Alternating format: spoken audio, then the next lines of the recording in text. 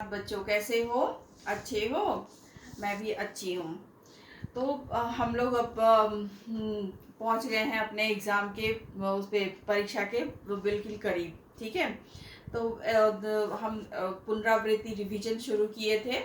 तो पुनरावृत्ति में आज हम लेंगे पार्ट 2 तोते का जन्मदिन। ठीक है। तो इसमें तोते का जन्मदिन में हमने क्या क्या सीखा है वो हम एक बार पढ़ेंगे, एक बार उसको फिर से हम दोहराएंगे। ठीक है। तो तोते का जन्म, तोता कहाँ रहता था, पहले तो हमको ये जानना है तोता कहाँ रहता था। वो एक पेड़ के तने के कोटर में रहता था। कोटर एक खाली जगह है जिसको तोता जो है अपना घर बना लिया था। ठीक है। तो तोता किसके साथ रहता था? तोता अपनी तोती के साथ रहता था और वो दोनों बहुत ही खुश थे। एक बार वो बाहर जब आए तो उन्होंने क्या देखा? उन्होंने देखा कि पेड़ों पे बहुत सारे तरह तरह के फल लगे हुए हैं। जब तरह तरह के फल लगे हुए थे तो तोते के मन में क्या आया?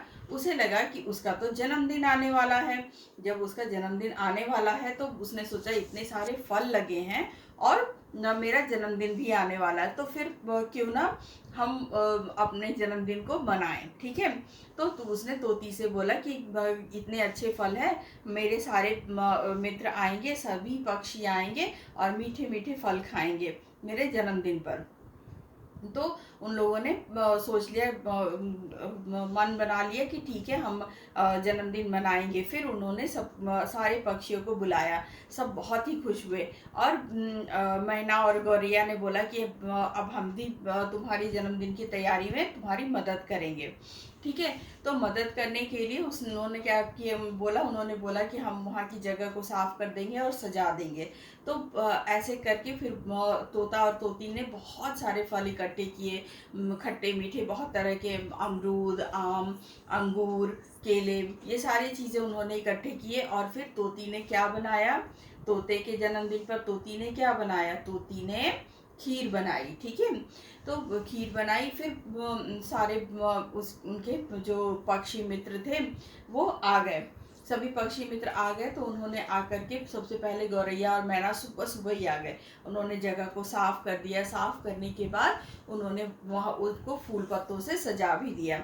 जब आपके घर में कोई उत्सव होता है तो आप घर को सजाते हो ना, तो उन्होंने भी सजा दिया। ठीक है।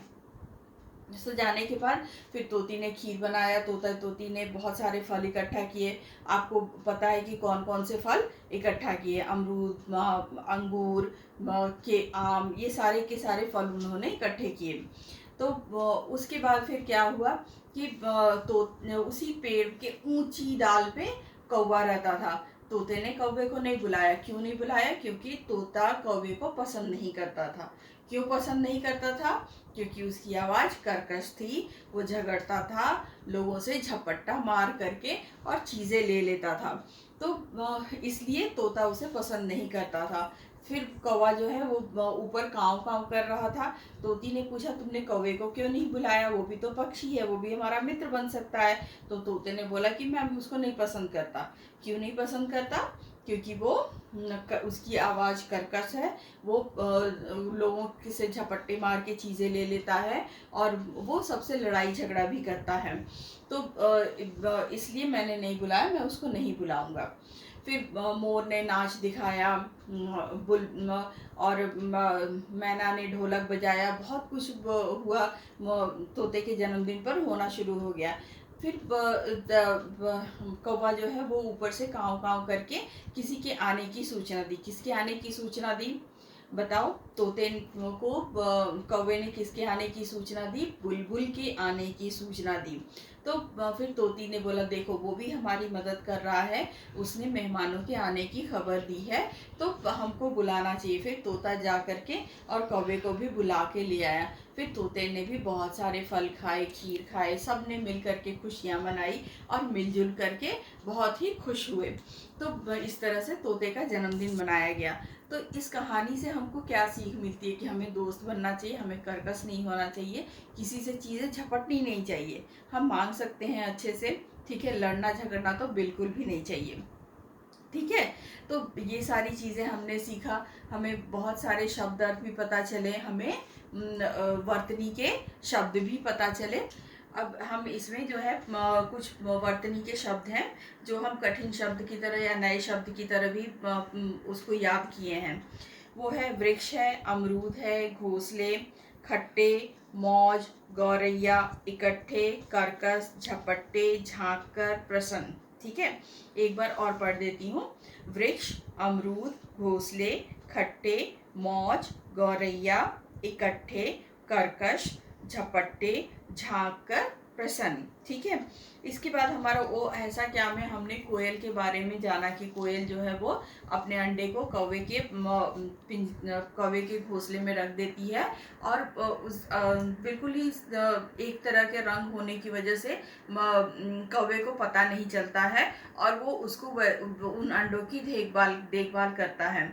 और जब अंडे परिपक्व हो जाते हैं, उसमें से चूजा निकलने वाला होता है, तो कोयल आती है और अपने अंडे को से निकले हुए अपने बच्चे को लेकर के उड़ जाती है। वो कभी अपना घोंसला नहीं बनाती है।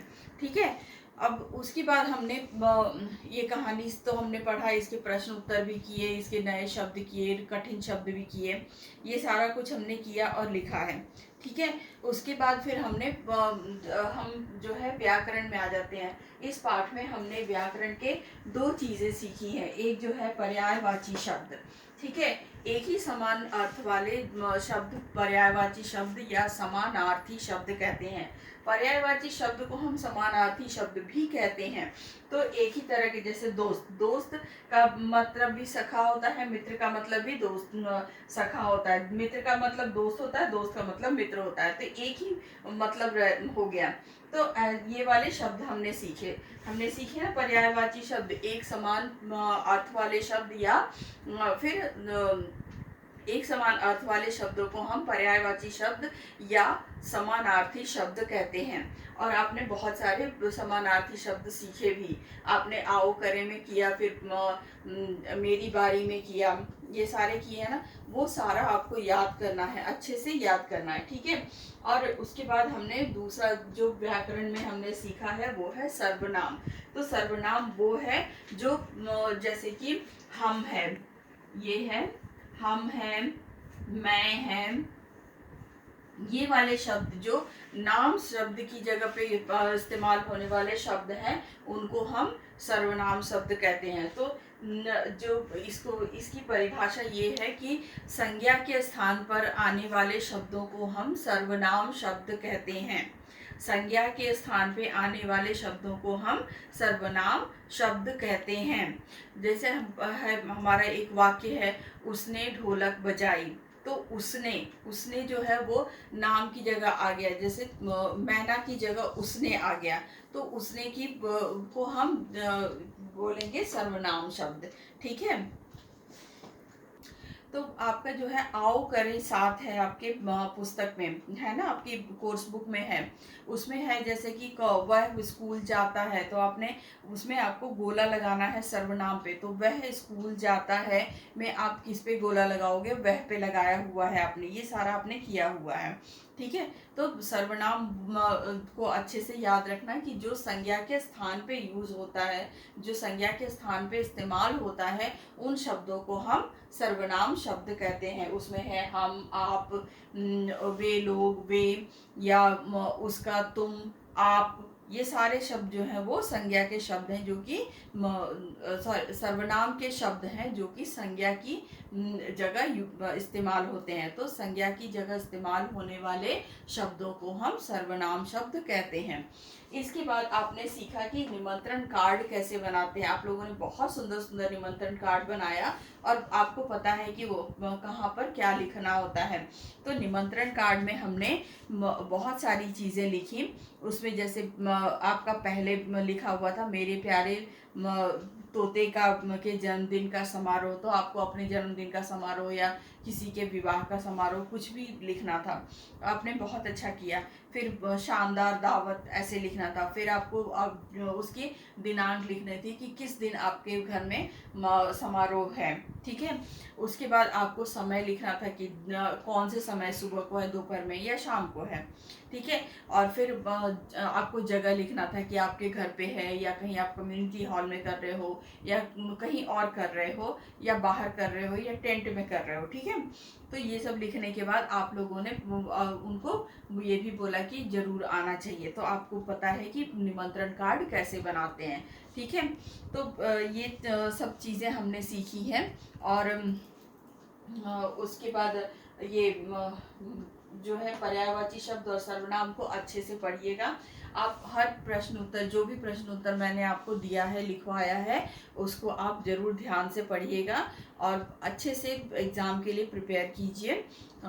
इसके साथ ही मैं अब ये क्लास ख़त्म करती हूँ। Best of luck for your exam. और दूसरी चीज़ ये है कि हमारा जो पेपर है, वो वर्कशीट पेपर है, वो 20 तारीख से शुरू हो रहा है।